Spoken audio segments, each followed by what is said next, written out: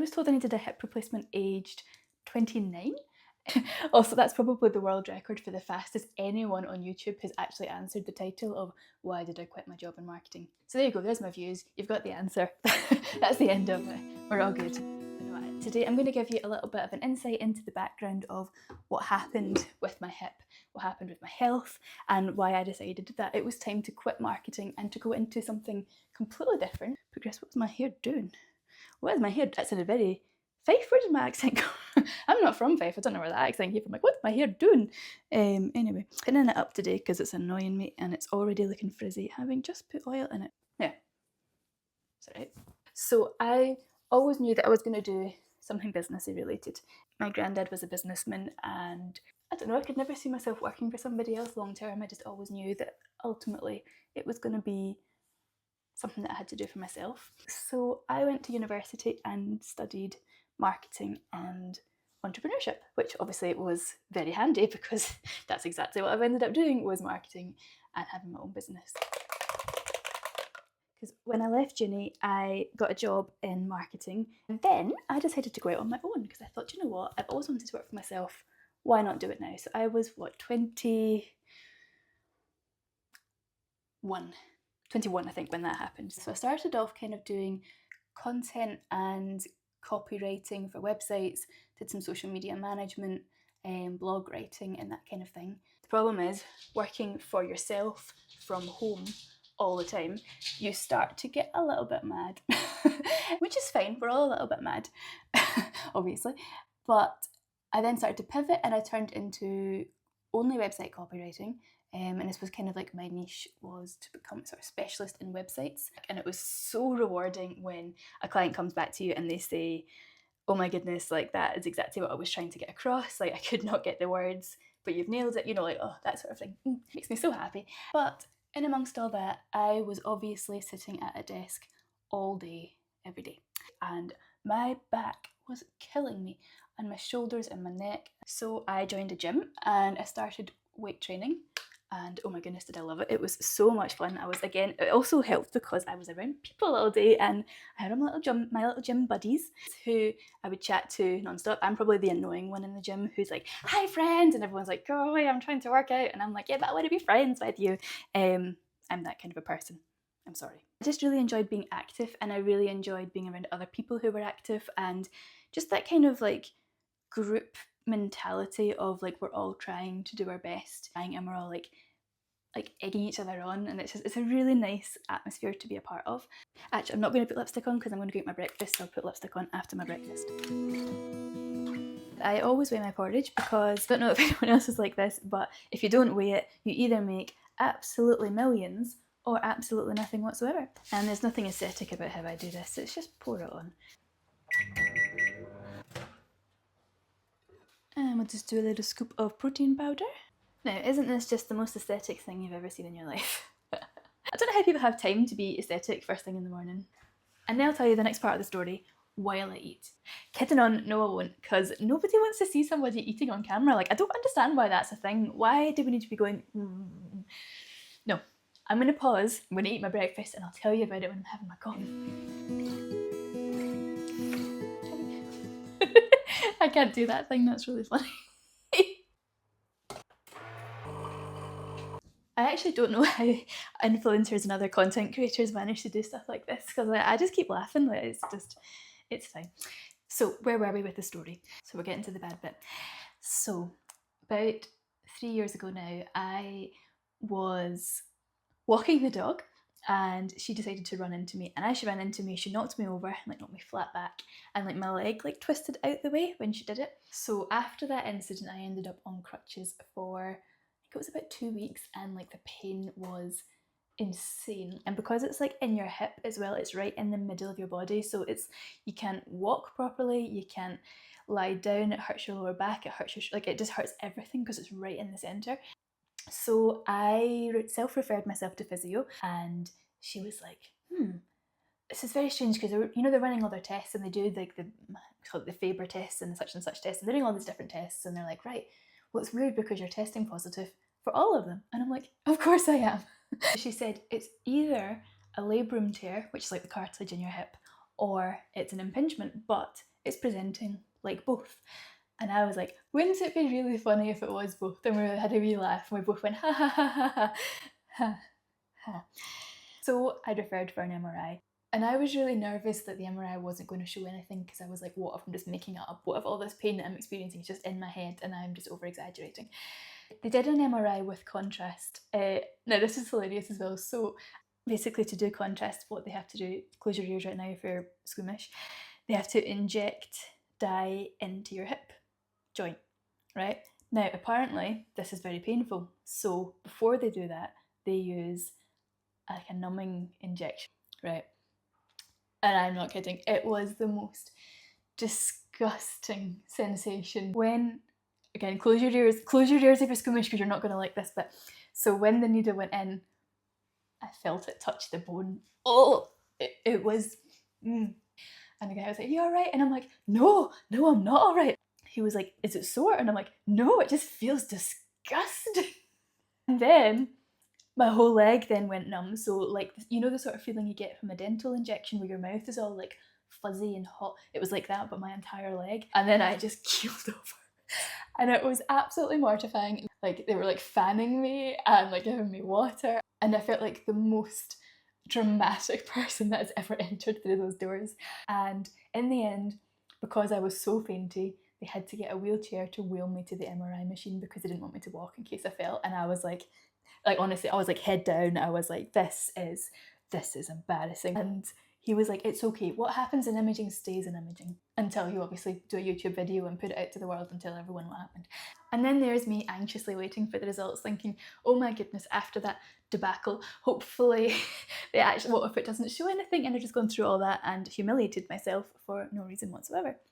So 2 days later, I get a call from the consultant and he goes, okay, so we got your results. I'm bracing myself for him to say, well, you know.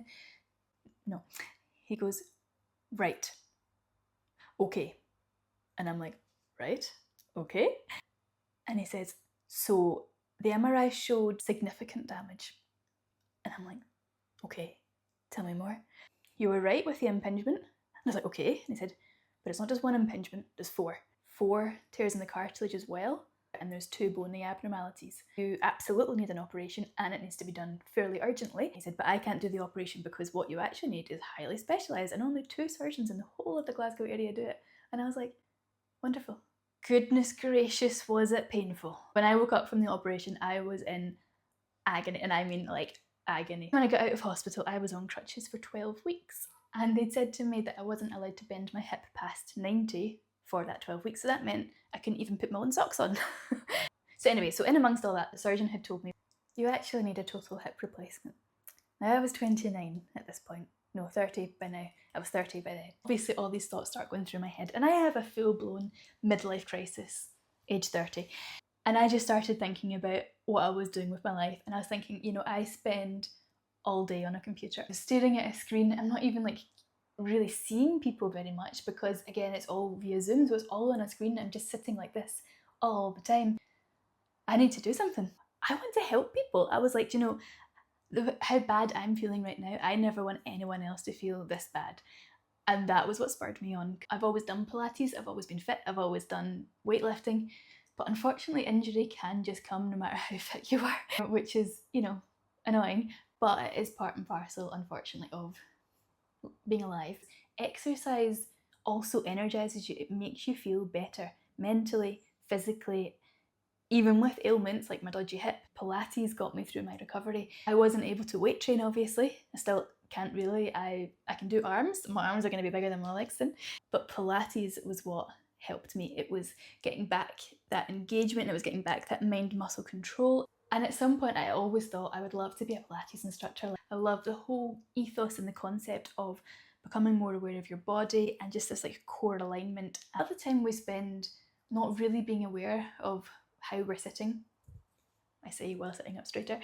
So as I was recovering, I decided I'm going to do it, as I want to become a Pilates instructor. I worked my hip off and I managed to pass all my exams with 92%, might I add. I was so excited to start teaching. I was starting to get feedback from people and they were saying things like, oh my goodness, Jen, that's just such a nice class. Like I feel so much better afterwards. Like my shoulders were so tight and now I feel so relaxed. honestly, like that right there was exactly why I wanted to do this, because I wanted to help people, like genuinely help people.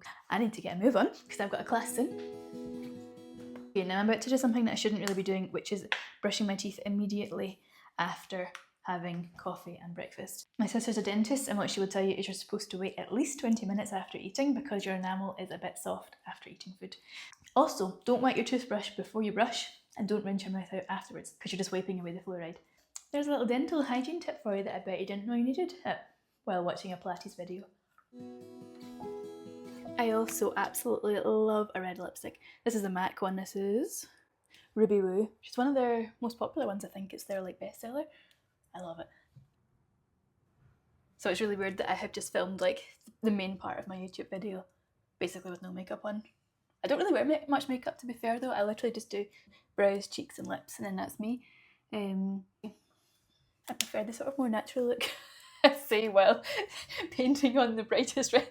I prefer the more natural look. Right, let's go with that. Now I just need my watch. Oh no.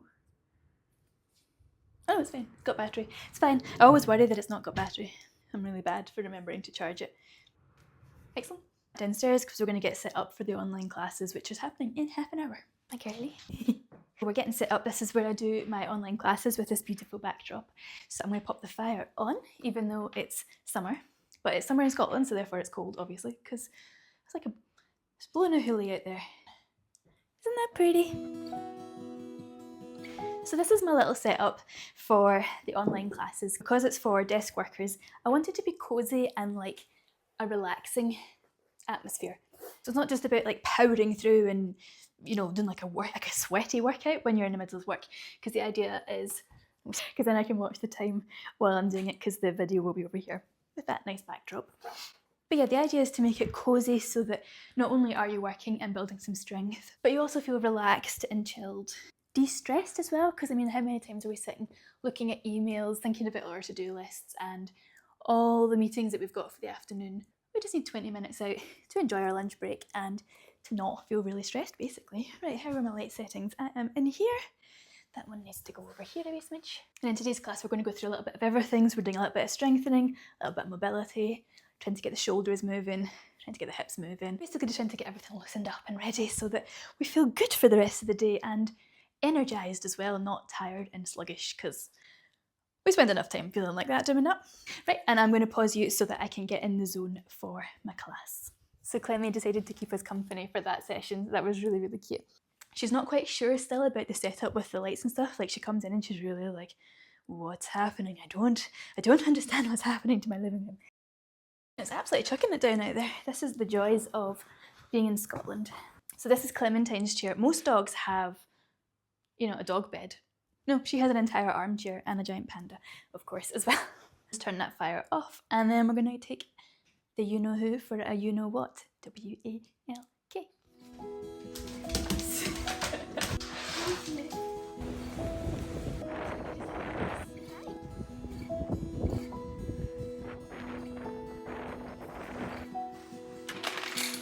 The laugh is, if you're an online business, of course you still have to market, you still have to be creating content like I'm doing right now. You still have to be putting things on Instagram, putting things on TikTok, generally kind of marketing. Not even really possible to quit marketing, I don't think. I think once you're in it, you're in it. It's a lifelong commitment. Like that quote from Narnia, once a king or queen of Narnia, always a king or queen of Narnia. It's just like that. Once a marketer, always a marketer. To be fair, I actually do still really enjoy marketing, and I actually really enjoy creating content, although I have effectively quit marketing in that it's not my day job anymore. It doesn't mean that I'm not still taking everything that I've learned and just pulling all of that together to really try to create a brand here which is actually going to help people. Like, I can't emphasize enough how much I genuinely want to help people to not feel how I did with my hip and the pain that I was in. I know from personal experience how much Pilates has helped me. I know how much it's helped other people, and I see it day to day in my face-to-face classes when clients are telling me how much better they feel. Helping people to get mobility back into their body, helping them to feel good and energised. Honestly, I love Pilates and I love marketing, so actually kind of combining the two by still having my own business. I'm just really excited to see where this goes and how far I can take the Pilates business, especially the online side of things. What am I looking for? That's a very sad bit of pepper. I'm gonna go some yellow pepper. Don't worry, once again, I'm not going to make you watch me eat. And now that I've had some lunch, I'm just going to prepare for tonight's class because I'm teaching this evening. What we're going to do, I think we'll probably start off on hands and knees, shoulder retractions, turn it into a little cat-cow.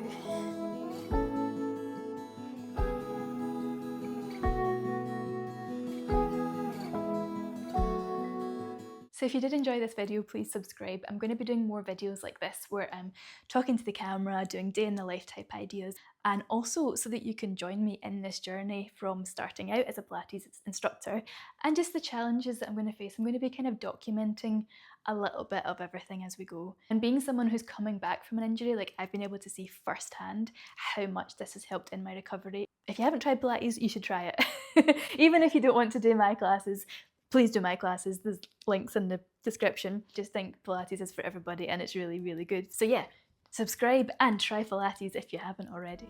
You'll love it, I promise.